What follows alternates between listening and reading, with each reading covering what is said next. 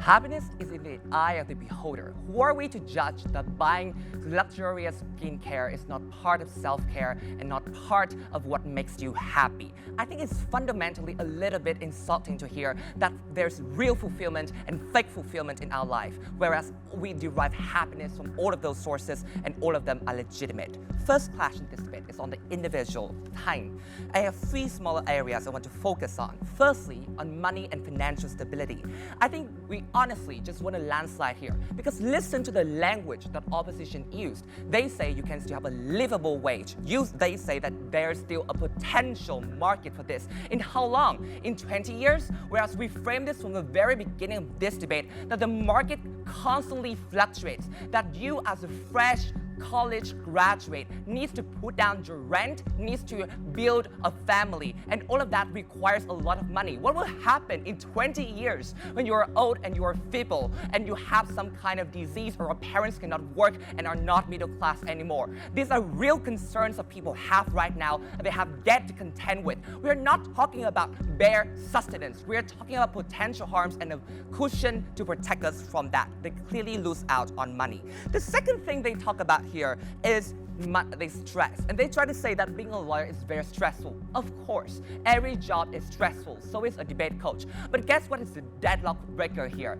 We don't have to contend with the stress of having to provide your family, or being shamed as a failure, being guilted by not being able to actually buy stuff for the family that depends on you or the future that you want so desperately. The third thing they try to say in the second speech is fulfillment and passion. I just think that this is extremely disingenuous and has not engaged with the brilliant point brought up by Tyann, which is desensitization. The more you keep getting more external validation from people in the community, the less value it brings to you because you get desensitized to it. The same way that you don't value the same compliments coming from the same person over and over again. And let's weigh this. You are able to buy a cruise ship for yourself after a long month of working. You are able to buy luxuries for yourself as well. So I don't understand what is the margin they are winning on fulfillment. Let's weigh this individual class.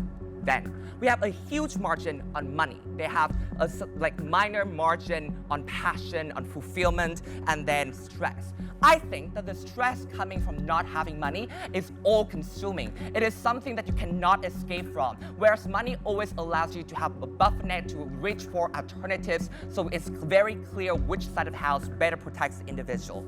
The second thing I want to talk about here is a clash on society. And I think I want to really engage with firstly the obligation that they want to talk about. They want to say that we owe the individuals that have sacrificed so much for us. But look, if I pass through the street and there's a man singing out of his own free will and I listen to it, I am under no obligation to pay that man some kind of money. And it's just a bit very assumptuous on their side of the house to say that this kind has actually benefited from the sacrifices of people in the community. You are talented does not mean you actually study from people who sacrifice and volunteer. You can go to the global citizen for all I care. But let's actually flip this then. I think on our side of the house, we are just able to create so much more impact. We told you that on our side of the house, we have more money. I want to answer more and say we are also providing a ton of benefit to society by being a lawyer because we protect justice. We bring justice to people. But more than that, we also uniquely have more incentives to give back.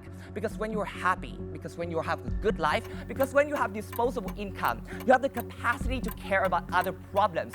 And the constant dread of paying rent, you have no incentive or no ability to look outside of the immediate struggles that you are under. So what is impact then?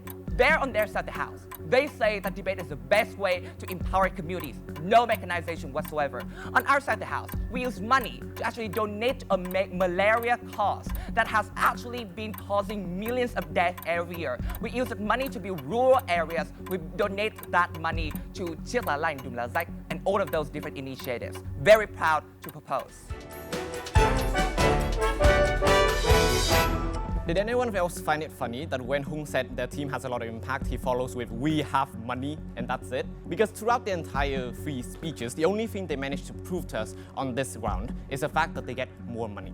However, the fact that they never really prove why that's exclusive to a law job, why debating in of itself is never going to give you more money, and why the urgency of getting money right now when you still have like 20 more years of work is the part of the side proposition in this debate today. Before I get into the main issues of the debate, just a few externalities, right? Number one, regarding obligation, we tell you you have an obligation to return something if you have received some benefits that other people have given to you. The fact that they characterize a debating career as like a sacrifice means that in the fleshling slates of the debating community right now, the fact that Tranh grew up to be this person who is so successful means that he owed something to the people who likely sacrificed to be in the debate community itself. The obligation to your parents, well, as long as he's not a burden to his parents, in that case, his parents are in the middle class family, right? So they'll probably be fine. Number two, regarding desensitization, I tell you that it's far likely to be worse on their side of the house to the extent in which you spend like 12 to 14 hours a day studying a case, doing discovery for